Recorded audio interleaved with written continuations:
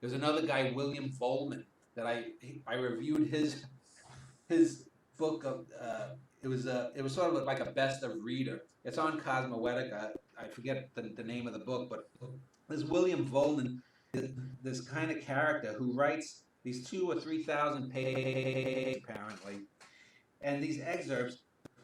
It's just words. Jessica, my wife, often says, it's just words on a page. And what she means by that is there's no coherent voice behind it. There's no person. I can't imagine someone actually typing it and having that Terminator-like thought processes going behind it. This Vollmann book, and I could in future questions or interviews that we do, if you want to ask me about the Foster Wallaces and the other people, specific things, that's good. But this Vollmann is a good one to talk about because he's in a sense even more pathetic than Foster Wallace. Okay, he didn't kill himself like Foster Wallace did, but he puts out this public persona that he's some kind of intrepid reporter, and he's got these photographs on his books and online of him as sort of this chubby, four-eyed, nettishy, nerdy guy who's trying to pretend that he's someone like who's that Gonzo reporter that died who did Vegas, Leaving Las Vegas, not Leaving Las Vegas, Fear and Loathing in Las Vegas. What's his name?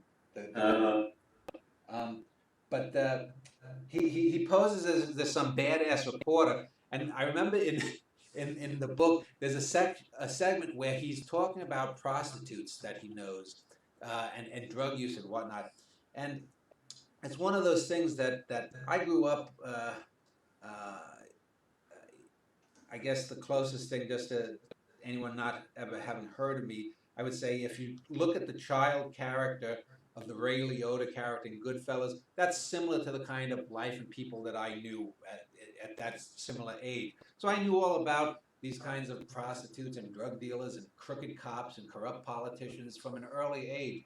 And this Vollmann clearly never, I doubt he even met a real prostitute from the way he writes about it, because his writing about prostitutes is a cliche. There's like maybe a 6,000 word excerpt from, it's either from a book, or I think it's a book of reportage supposedly about drugs and whatnot. And it's something from a bad Mickey Spillane novel admixed with Hunter Thompson. That was the Gonzo guy. Hunter Thompson shit. It's Mickey Spillane meets Hunter Thompson meets Nerd Boy fantasy. And that wouldn't be bad if it was actually written well, if it wasn't filled with all these cliches. He could have all the fantasies he wants. No one would hold that against him. But it's garbage. It's cliche upon cliche. In my essay that I did, I point out a handful of them. But literally, I could just have taken a marker, and 60 to 70% of the writing would have been either direct cliches, a bleeding heart, a naked cliche, my bleeding heart, that's a naked cliche. Or it could be just, cliche tropes, hooker with a heart of gold.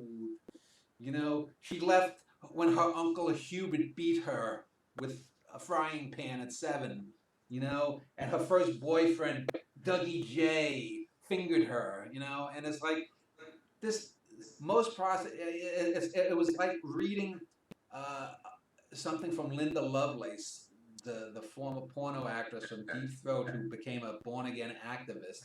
It was just so out of touch with reality. It was just laughable. And so I forget the original question, but I mean, that's anyway, that's William Vollmann for you.